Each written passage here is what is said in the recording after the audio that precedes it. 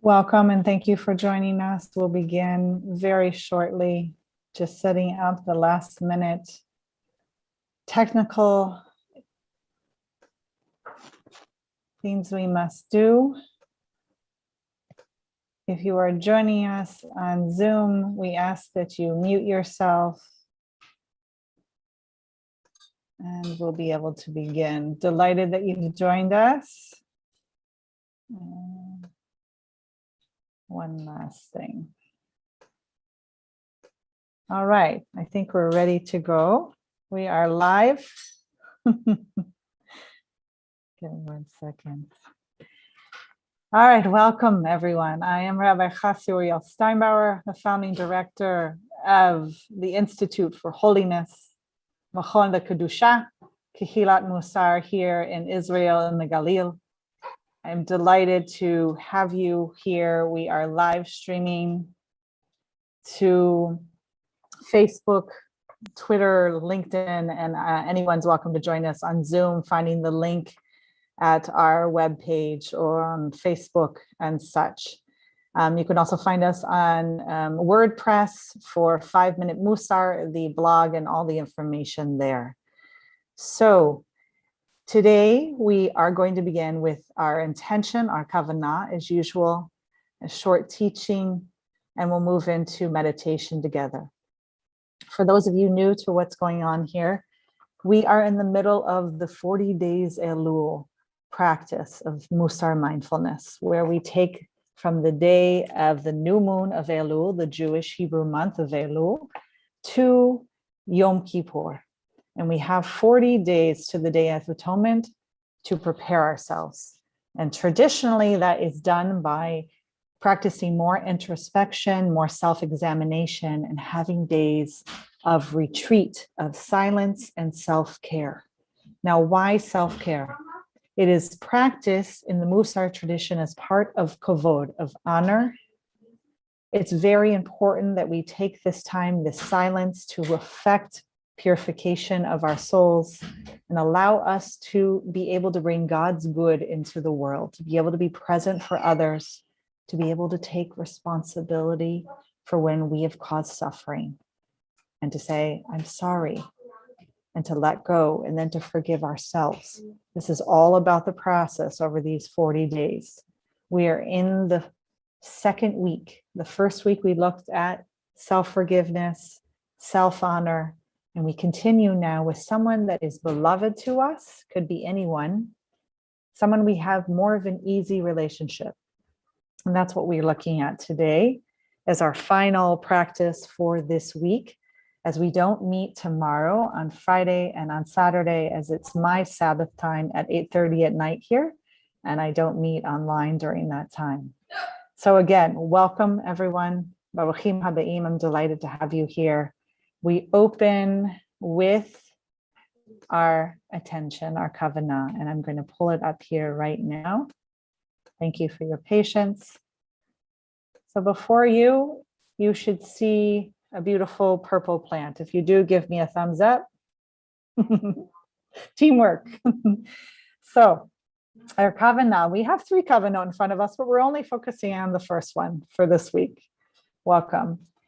So before doing acts of caring for the self, which is what we're doing when we spend this 30 minutes together, this is something I am doing to strengthen my own soul in order to be of benefit to others in the future. So allow that to enter your own soul, your own heart, to take it on during this time together. If you have other intentions or other kavanot, you're welcome to share in the chat, but that is our group one that we're going to share. So before we begin, I'm providing a very short teaching because it's actually quite beautiful, and if you spend time with it, it's very rich. So who is Rav Shlomo Wolbe? He, may his memory be for a blessing, is in our hearts a master Mussar teacher, someone who had teachers before the Shoah, before the Holocaust, and came out of that world still holding Mussar and its teachings. And this is from his text, Al Shur. And he says, acting respectfully, meaning practicing self-honor, kavod, to yourself is an external way we reflect inner holiness. So let me say that again. When we act with self-care and honor, we basically externalize our inner kedusha, our holiness. We allow our soul to shine through. And that, to be honest with you, is one of the main purposes of Mussar practice. We assign and believe that when our midot, our soul traits, are not balanced, then it actually obstructs the beauty of our soul and what we have to give to the world. It closes it down. It doesn't allow it to shine through. It doesn't allow us to be as much in the world that we need to be, taking up the proper amount of space. And so this self-care, this type of acting respectfully to ourselves, is reflecting this kedusha, this holiness. And we'll continue in that for this whole time in this practice. With that, we are going to move into our meditation practice. Now, for some of you, you can actually walk during this meditation if you know how to engage in walking meditation. It's the type that you can do with it very slowly, very mindfully, if you feel like you need to not be sitting in front of another Zoom call, or sitting on another chair.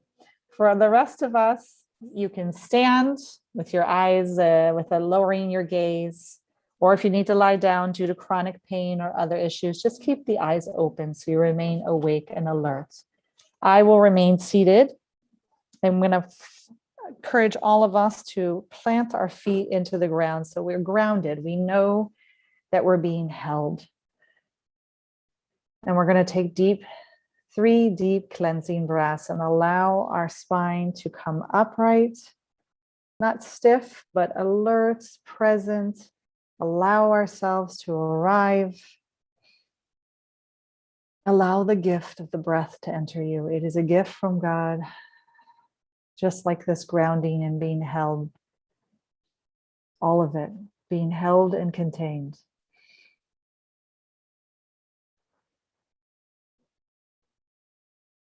We've said this before, but it's very true that in Hebrew, the shorashim, the shorish, the root of words, have deep implications and meaning. And when we take a deep breath in neshima, it is tied to our neshama, which is the same shorish, the same root. Nun, shin, mem. Allow the gift, the shefa from God to enter you with the breath. Take this moment to relax, let go of any tension in the body and the mind, relaxing the shoulders, the chest, the belly, even relaxing your facial muscles, especially around the eyes, the jaw, the tongue. Inviting a sense of calm, a sense of ease into your body and mind. Inviting a smile on your face. This smile invites relaxing of the nervous system. It is a form of externalizing your kedusha, your honor and your holiness. Sending a message of ease, of safety to the body, to yourself, with kindness, acceptance. From time to time, I will go silent. You take that time to use your breath as your anchor until we move into our phrases. It is healthy and normal for the mind to wander. which it will do. It's its job. Simply note it and bring it back to the present moment. Scientific studies show self-compassion, which we do as a practice of honor and Mussar, builds emotional resilience and moves us to a care system in our brains where we care more readily for ourselves and for others.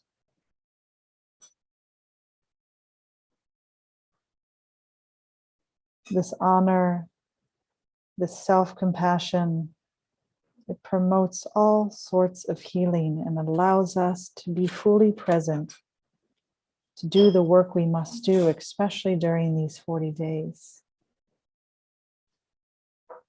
For those of you who have not yet reached out to your beloved person to ask for forgiveness during the 40 days, especially during this week, use the strength now of your Vad, of your Sangha, of this community here,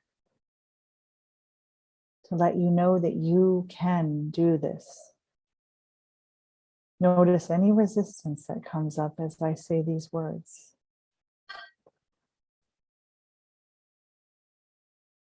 Meet it with honor, meet it with understanding.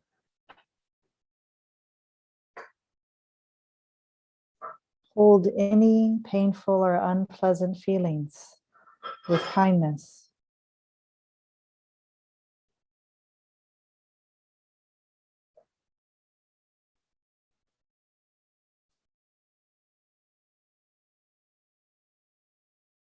Set the intention, the kavanah now, to hold any difficult feelings, any treif da'at, torn mind, in the body, any sensations that are unpleasant or trying to draw you away. Hold it with care, compassion, and understanding.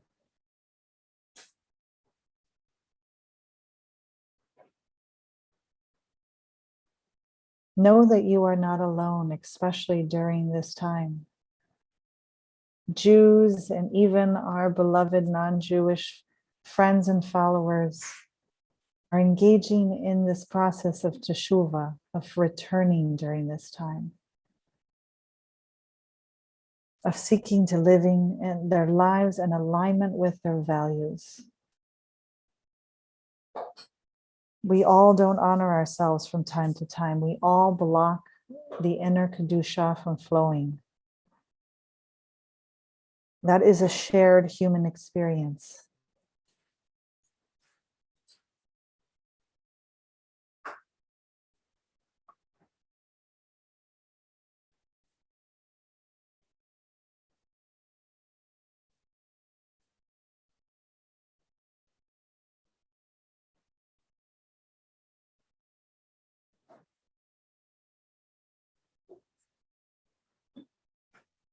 Now repeat these phrases to yourself with kindness and honor.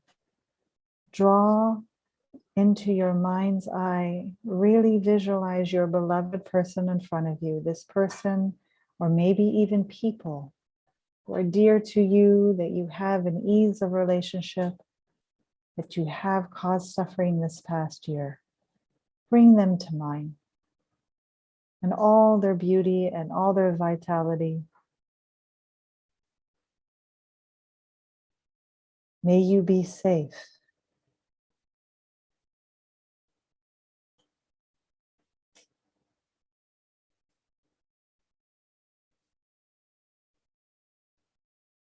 May you be kind to yourself.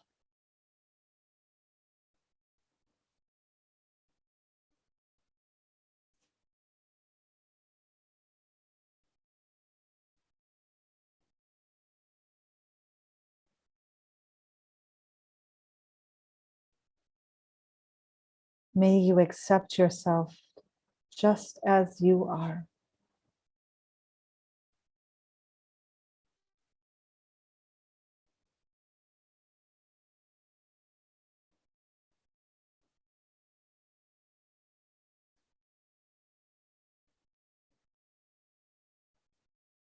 May you forgive me completely.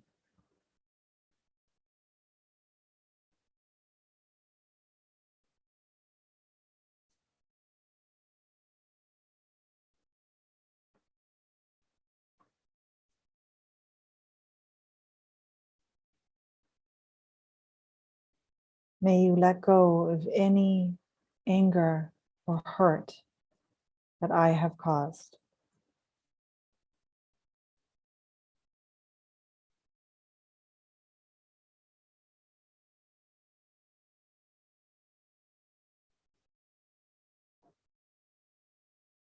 You might breathe in the kavanah, the intention now, for the wish that they honor themselves, that they respect themselves so that their inner kedusha, their inner holiness can shine through.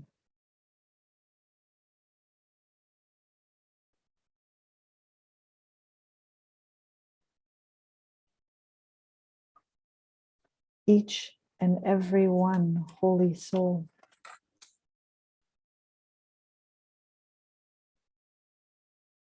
When the mind wanders, gently bring your attention back to your phrases and to your breath.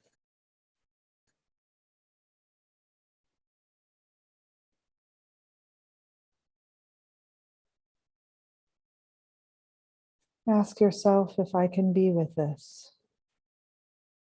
What is happening for me right now?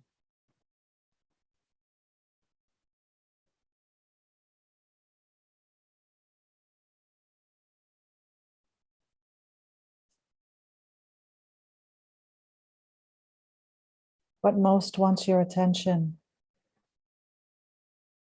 Is it a thought that keeps returning to you? Is it a bodily sensation that calls for love and attention?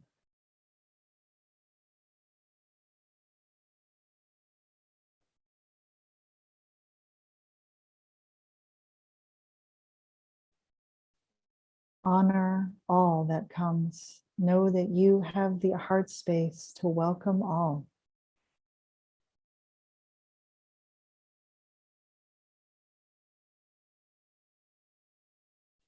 Everything is a gift in some way to learn about your own spiritual curriculum, where you have your growth and your work to do, and where you're already balanced and strong.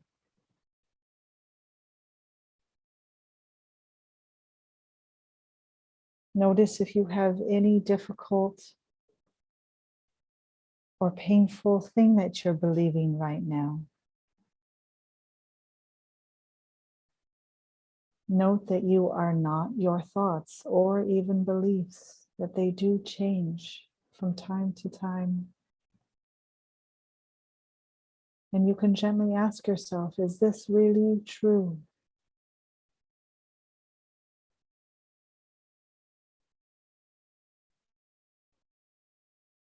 If the practice evokes strong feelings or emotions, you can always come back to your awareness of the breath and return to your phrases when you are ready, with self-honor, self-compassion.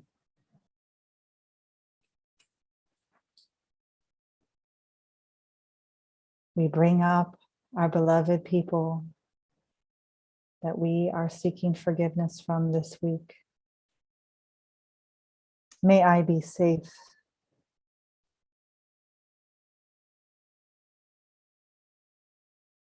May you be safe.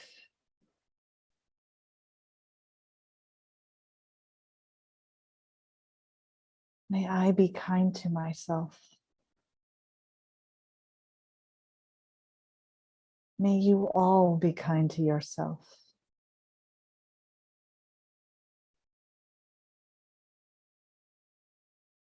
May I accept myself just as I am.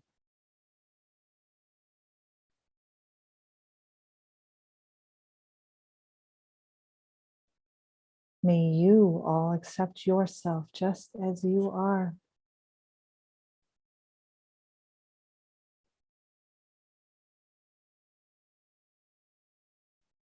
May you forgive me.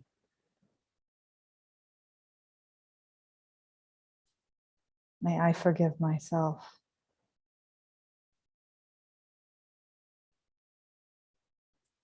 May you be able to let go of all pain and suffering I may have caused.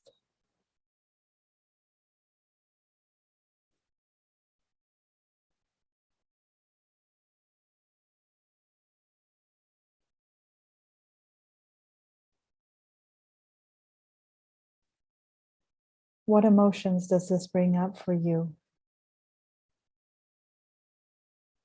Where do you feel the emotions inside?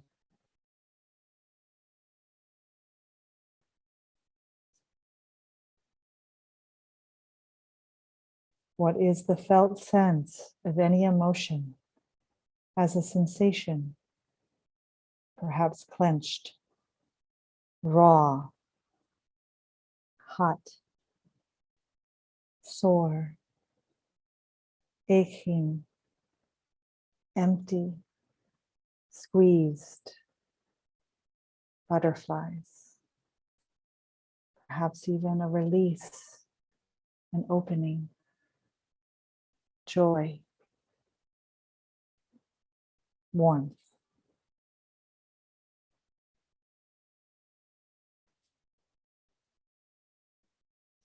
Can I be with this?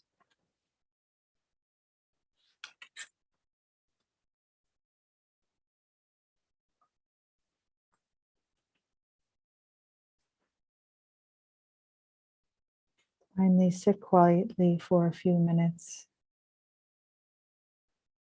Bring yourself to even more stillness. And if your thoughts wander or a sensation in the body calls for your attention, simply recognize it and accept it, and bring it back to your breath or your phrases. Opening to whatever feelings or sensations are present for you.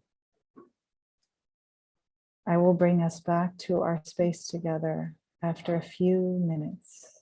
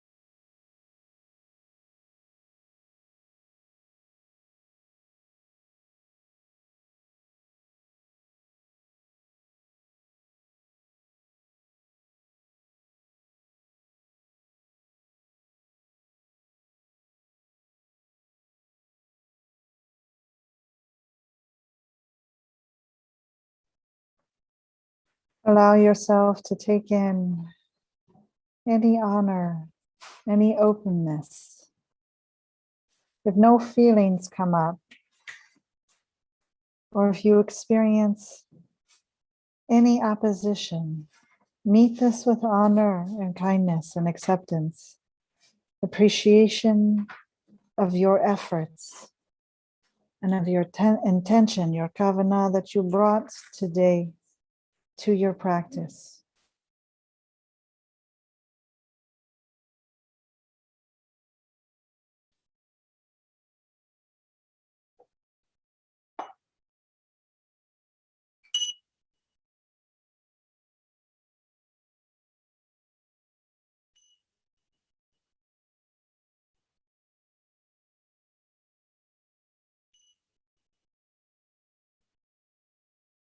When you're ready, gently open your eyes. Take your time to come back to the screen, which sometimes can be a little jarring after sitting meditation with eyes shut.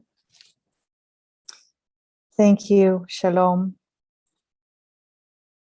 Honoring self, honoring your practice, honoring God, and honoring us, taking refuge in our community, in Torah and Mussar, and in the practice of sitting together. So beautiful. So we're going to move through our forgiveness prayer that we say each night before bed, or right now, if you don't do it before bed, traditionally before the Shema, and you can repeat with me. I hereby forgive anyone who has angered me or provoked me or sinned against me, physically or financially, or by failing to give me due respect, or in any other matter relating to me, involuntarily or willingly, inadvertently or deliberately, whether in word or deed. Let no one incur punishment because of me. Allow my beloved ones to forgive me, to let go of any hurt. Allow me to take responsibility, to ask for forgiveness, to forgive myself.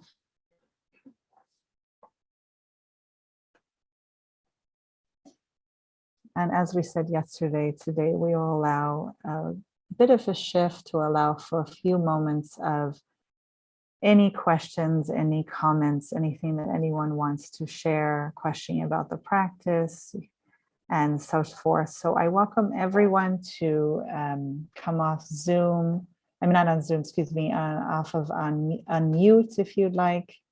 And I'm going to put us in gallery view. And someone's sending something in the chat right now. Toda raba, of course, bevakasha. And you can go off mute if you wish. And I try to see other comments too, such as those who are listing in the Facebook and such. But if I miss you, then just please put comments in the comment section and I will be sure to get back to you. And you're also welcome to do emails. So does anyone have anything they want to question or share?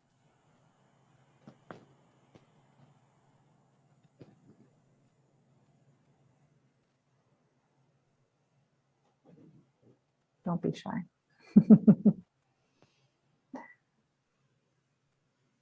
Well, then I will ask a question because this is always positive feedback. It helps me consider the next week. If someone's willing to share, how has the practice been for you? Is it opening you? Is it having the effect that you want it to? What is the significance and meaning to you to meet like this, especially during this time preparing for Rosh Hashanah and Yom Kippur? If anyone's willing to provide any feedback there, that would be helpful to us at Kehilat Mussar. I go. Hi. Shalom, Vani, welcome. The process of forgiveness has opened my neshama, my soul, to be more inclusive. I waited for a long time for an apology from someone, and it never happened. And yet, the divine put this person back into my life, like around the corner from me where I live. And it gave me the opportunity to just approach this person, who is my ex, as a holy soul. That every soul is a holy soul. The reading I did with my Havruta partner this morning was along the same lines about acceptance, and that everybody has their own journey. And just because this other person doesn't want to spiritually grow the way that I have, doesn't make them less. So forgiveness, when I'm able to look at my ex with non-judgmental curiosity, let me tell you, that was biblical, because to not go in the past and not think about the future and to stay right here and listen, this stuff is real. It's beautiful. As you quoted Alan Liu, this is real and we're totally unprepared. I'm more prepared this year than I was last year. And I think it's from my year of isolation during COVID. But anyway, thank you for the reminders of who we are. Thank and you. and having the space to apply this Mhm. into our lives. Thank you for sharing. Thank you so much for making yourself vulnerable and sharing. And I'm so grateful to Thank hear. you. Yes. Now it's recorded forever and ever.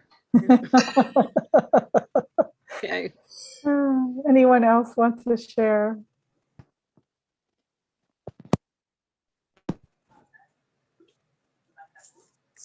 Oh, is someone trying to speak? Corinne, are you there? Yes, it was very soothing and it was appeasing for me. It helped me open doorways and gateways that I couldn't before. Thank you very much. And Shabbat Shalom for Thank you. the week. Thank you. Shabbat Shalom to you also. Thank you. On this 11th day of Elul, even though it's the 12th now here for me because it's nighttime, but that's okay. We're in the 11th. Thank you so much. So grateful.